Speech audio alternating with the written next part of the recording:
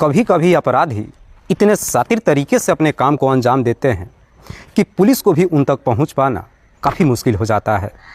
पर कहते हैं ना कि पुलिस अगर चाह दे तो गड़े मुर्दे भी खोद निकालती है।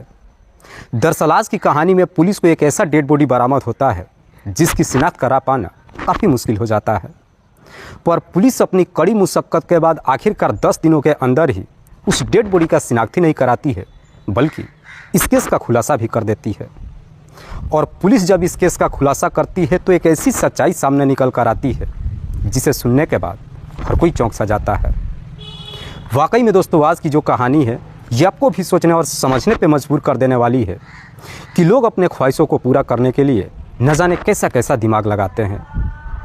नमस्कार, आदाब, मैं हसमुद्दीन और आप देख रहे हैं सफ़र क्राइम तक। आज की जो सच्ची घटना मैं आपको सुनाने वाला हूँ, ये घटना है मुंबई शहर की।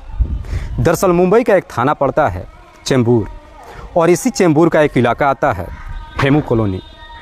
हेमू कॉलोनी के अंतर्गत एक जगह है जिसका नाम है चरई तालाब।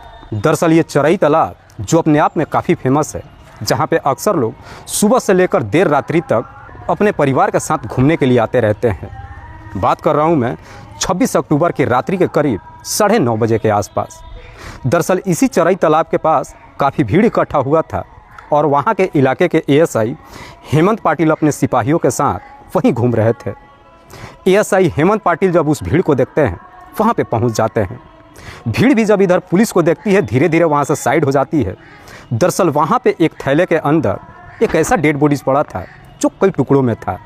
दरअसल वो डेड बॉडीज़ जो एक पार्सल के अंदर लाल कपड़ों में लपेटा हुआ था।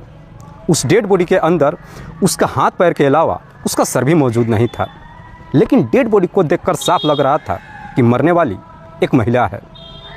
एएसआई हेमंत पाटिल जब उस डेड बॉडी को देखते हैं, वहाँ पे मौजूद लोगों से जब पूछताछ करते हैं तो कोई भी व्यक्ति जवाब देने के लिए तैयार नहीं होता है। इसीलिए हेमंत पाटिल तुरंत ही थाने में फ़ोन करते हैं और अपने सीनियर अधिकारी को वहाँ पर बुला लेते हैं।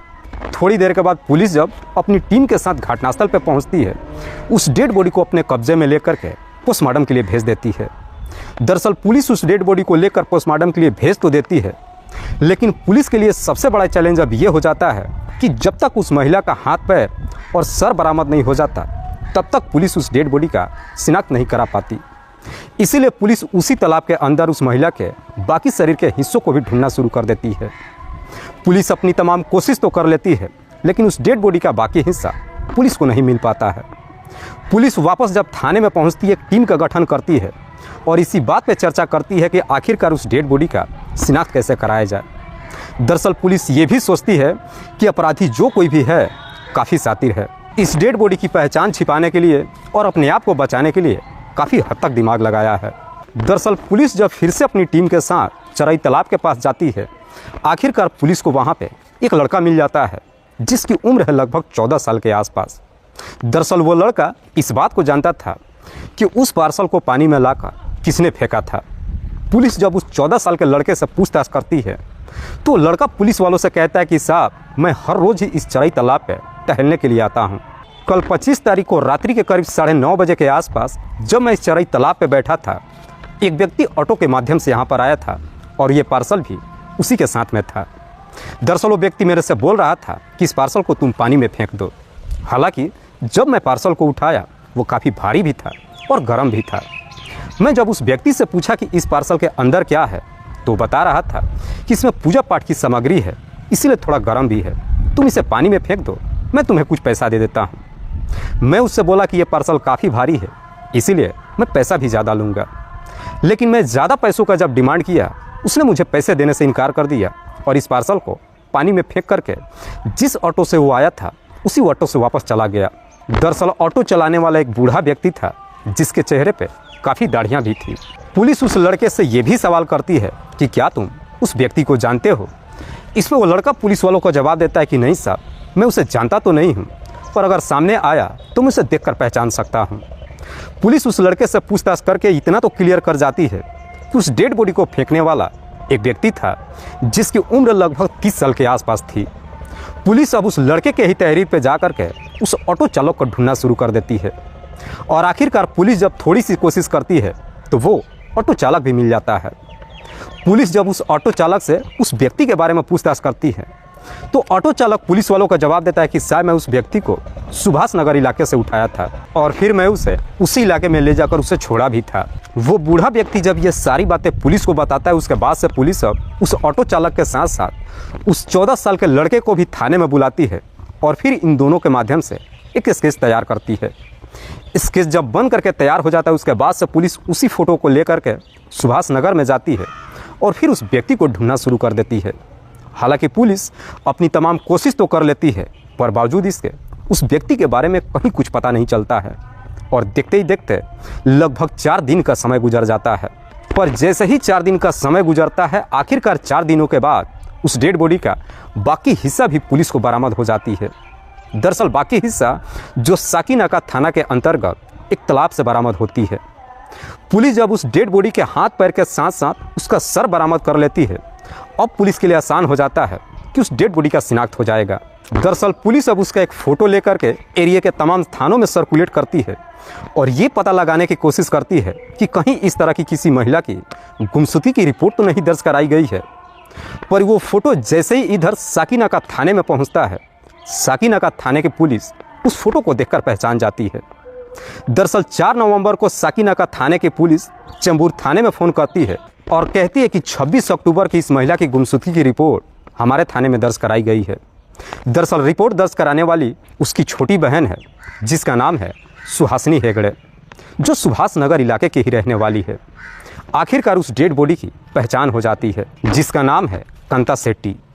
पुलिस को जैसी इस तरह की डिटेल्स मिल जाती है, उसके बाद से पुलिस अब 4 नवंबर को कांता शेट्टी की बहन सुहासिनी को थाने में बुलाती है और जब उस डेड बॉडी को दिखाती है तो देखने के बाद सुहासिनी शिनाख्त कर लेती है। सुहासिनी जब इस डेड बॉडी की शिनाख्त कर लेती है, उसके बाद से पुलिस अब सुहासिनी से पूछताछ करती है कि तुम्हारी बहन की हत्या कौन कर सकता है। इस पर सुहासिनी पुलिस वालों को जवाब देती है कि साहब मेरी बहन अपने 14 साल के एक बेटे के साथ इसी सुभाष नगर में रहती थी। दरअसल मेरे जीजा की लगभग 2 साल पहले मौत हो चुकी है और 2 सालों से मेरी बहन अपने बेटे के ही साथ रहती थी। 25 अक्टूबर को शाम के वक्त घर से निकली थी और काफ़ी देर तक जब घर पे वापस नहीं आई तो उसका 14 साल का बेटा मेरे पास फ़ोन किया था। मैं तुरंत ही अपनी बहन के बेटे के पास गई थी तो देखी कि मेरी बहन का मोबाइल भी उसके घर पे ही मौजूद है। उसके बाद से मैं उसे हर जगहों पे ढूंढी, जब उसका कहीं कुछ पता नहीं चला, आखिरकार 26 अक्टूबर को इसी साकीनाका थाने में जाकर मैं खुद ही अपनी बहन की गुमशुदगी की रिपोर्ट दर्ज करा दी। पुलिस सुहासिनी से सवाल करती है कि क्या तुम और भी हमें कांता के बारे में कुछ बता सकती हो। इस पर सुहासिनी पुलिस वालों को जवाब देती है कि साहब मेरी बहन कांता का एक लड़के के साथ में प्रेम प्रसंग चल रहा था, जिसका नाम है प्रभाकर शेट्टी, जो सुभाष नगर में ही रहता है। सुहासिनी जब प्रभाकर का नाम लेती है, उसके बाद से पुलिस अब सच्चाई पता लगाने के लिए कांता के मोबाइल नंबर का कॉल डिटेल्स निकालती है। डिटेल्स को जब चेक करती है तो मालूम चलता है कि कांता एक नंबर पे पिछले कई महीनों से लगातार बातचीत करते आ रही थी। पुलिस जब उस नंबर का डिटेल्स निकालती है तो मालूम चलता है कि वो नंबर प्रभाकर के ही नाम पर रजिस्टर्ड था। इसीलिए पुलिस अब प्रभाकर से पूछताछ करने के लिए सुभाष नगर उसके कमरे पे जाती है। लेकिन पुलिस जब प्रभाकर के कमरे पे पहुंचती है तो मालूम चलता है कि प्रभाकर अपना घर छोड़ करके फरार हो चुका है, जिसकी वजह से पुलिस को अब पूरा यकीन हो जाता है कि कांता की हत्या किसी और ने नहीं बल्कि प्रभाकर ने ही किया है। इसीलिए पुलिस अब प्रभाकर को ढूंढना शुरू कर देती है और आखिरकार 4 दिनों के बाद 8 नवंबर को पुलिस प्रभाकर को गिरफ्तार कर लेती है। पुलिस जब प्रभाकर को गिरफ्तार करके थाने में लेकर आती है और जब उससे कांता की हत्या के बारे में पूछताछ करती है तो प्रभाकर भी बिना किसी सख्ती दबाव के तुरंत ही अपनी सच्चाई कबूल कर लेता है। दरअसल प्रभाकर, जो कि मूल रूप से कर्नाटक प्रदेश के उडुपी जिले के अंदर का इना गांव का रहने वाला है। प्रभाकर के परिवार में उसके माता पिता के अलावा भाई बहन भी है। दरअसल प्रभाकर जो कर्नाटक से ही होटल मैनेजमेंट की पढ़ाई करता है और जब उसकी पढ़ाई कंप्लीट हो जाती है, करीब 1.5 साल पहले एक नौकरी की तलाश में मुंबई शहर में आता है। मुंबई शहर में जब पहुंचता है तो मुंबई के चेंबूर इलाके में ही उसे एक होटल में मैनेजर पद की नौकरी मिल जाती है। उसके बाद से सुभाष नगर इलाके में ही एक किराए का कमरा लेकर रहने लगता है। बीच बीच में जब भी उसे छुट्टी मिलता है अक्सर अपने घर भी आते जाते रहता है।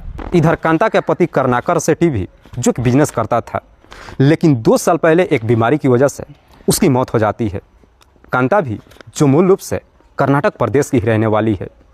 कांता के पति की जब मौत हो जाती है उसके बाद से कांता अपने 12 साल के बेटे के साथ बड़ी मुश्किल से अपना जीवन व्यतीत करती है।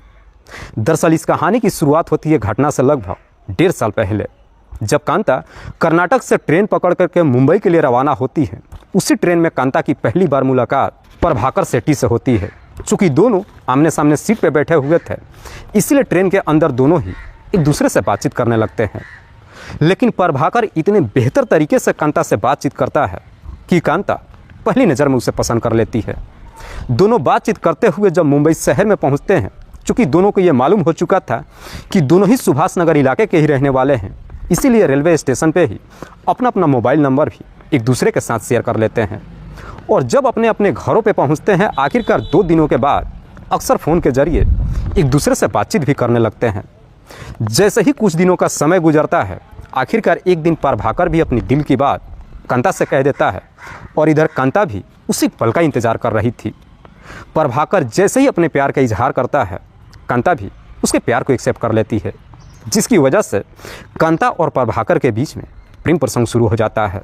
कांता और प्रभाकर के बीच में जब प्रेम प्रसंग शुरू हो जाता है, उसके बाद से प्रभाकर कभी कांता से मुलाकात करने के लिए उसके कमरे पे जाता है, तो कभी उसे अपने कमरे पे बुला लेता है। ये सिलसिला लगभग 1.5 सालों तक चलता है। पर जैसे ही 1.5 साल का समय गुजरता है, अब कांता प्रभाकर से शादी करने का फैसला कर लेती है।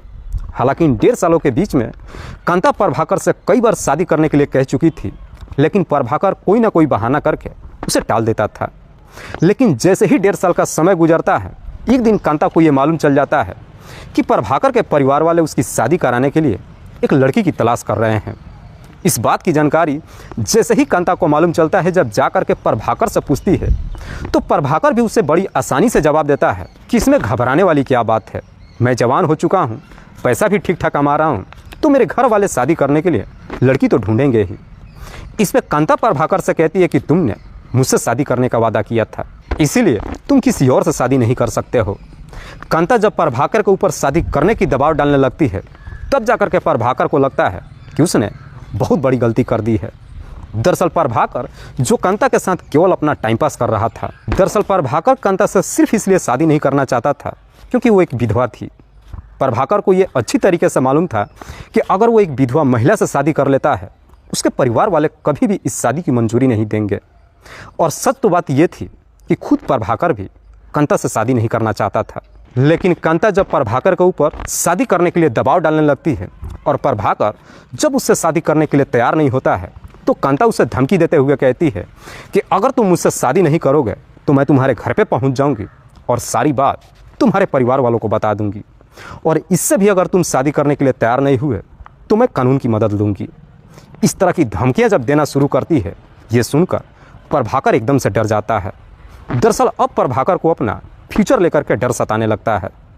प्रभाकर ये सोच लेता है कि जब तक कांता इस दुनिया में रहेगी, उसके जीते जी वो किसी और से शादी नहीं कर सकता है।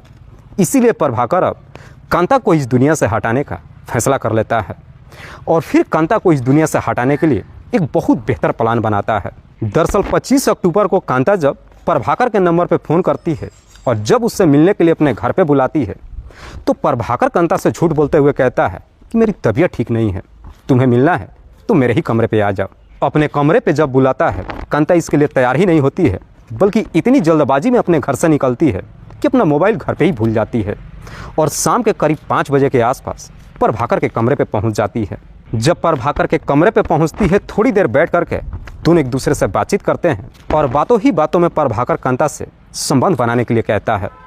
हालांकि अपने घर के अंदर जब कांता से संबंध बनाने के लिए कहता है, कांता भी इसके लिए तैयार हो जाती है। लेकिन प्रभाकर कांता से कहता है कि आज हम कुछ अलग तरीके से करेंगे। दरअसल मैं चाहता हूं कि बाथरूम में चलते हैं और बाथरूम के अंदर ही अपनी ख्वाहिश पूरी करते हैं। बाथरूम में ले जाने के लिए कहता है।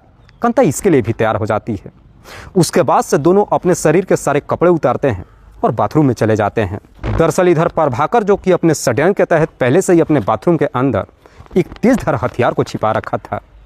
बाथरूम के जब अंदर जाते हैं, पहले दोनों अपनी ख्वाहिशें पूरा करते हैं और जैसे ही दोनों की अपनी ख्वाहिशें पूरी हो जाती है, उसके बाद से प्रभाकर मौका देख करके उस हथियार को अपने हाथ में ले लेता है और उसी हथियार को कांता के गले पे चला देता है, जिसकी वजह से बाथरूम के अंदर ही कांता की मौत हो जाती है। कांता की जब मौत हो जाती है, उसके बाद से उसी हथियार से प्रभाकर कांता की डेड बॉडी के कई अलग हिस्सों में कर देता है। उसके बाद से उसके हाथ और पैर और सर को एक पन्नी में पैक करता है और बाकी डेड बॉडी के हिस्सों को एक पार्सल में पैक कर देता है। पैक करने के बाद उसी रात को ही करीब 9 बजे के आसपास उस पार्सल को लेकर अपने घर से निकलता है और बाहर एक ऑटो पकड़ करके इसी चरई तालाब के पास पहुंच जाता है, जहां पे उसे एक 14 साल का लड़का मिलता है। दरअसल प्रभाकर पहले उस लड़के से उस पार्सल को पानी में फेंकने के लिए कहता है, लेकिन वो लड़का जब ज़्यादा पैसों का डिमांड कर देता है, उसके बाद से प्रभाकर खुद ही उस पार्सल को लेकर के पानी में फेंक देता है और फिर उसी ऑटो को पकड़कर वापस अपने घर पे पहुंच जाता है। घर पे पहुंचने के बाद जो इधर कांता की डेड बॉडी के बाकी हिस्से थे, उस बाकी हिस्से को भी लेकर के साकीनाका के इलाके में जाता है और फिर साकीनाका के एक तालाब में उसे भी फेंक देता है और उसी रात को वापस अपने घर पे आ जाता है। वाकई में प्रभाकर जब ये पूरी कहानी पुलिस को बताता है, उसके बाद से पुलिस प्रभाकर को गिरफ्तार करने के बाद अगले दिन जिला अदालत में पेश करती है, जहां से उसे जेल भेज दिया जाता है। दोस्तों, इस पूरी घटना के बारे में आप क्या सोचते हैं? आप अपनी राय हमें कमेंट बॉक्स में ज़रूर दीजिएगा। जाते जाते मैं आपको बता दूं कि कुछ मेरे व्यूवर्स हैं जो रोज़ाना मेरे इस वीडियो को देखते ही नहीं हैं, बल्कि अपना कीमती समय निकाल कर मुझे अपना प्यार भी देते हैं, जिनमें से एक का नाम है राधेश्याम शर्मा। राधेश्याम शर्मा जो सिरसी, जयपुर, राजस्थान प्रदेश के रहने वाले हैं। दूसरे मेरे व्यूअर हैं मोहम्मद आबिद। मोहम्मद आबिद जो दिल्ली शहर के रहने वाले हैं। तीसरे मेरे व्यूअर हैं अजय। अजय जो अहमदाबाद के रहने वाले हैं। चौथे मेरे व्यूअर हैं राहुल सिंह। राहुल सिंह जो पंजाब प्रदेश के रहने वाले हैं। पांचवें मेरे व्यूअर हैं सम्राट दास महंत।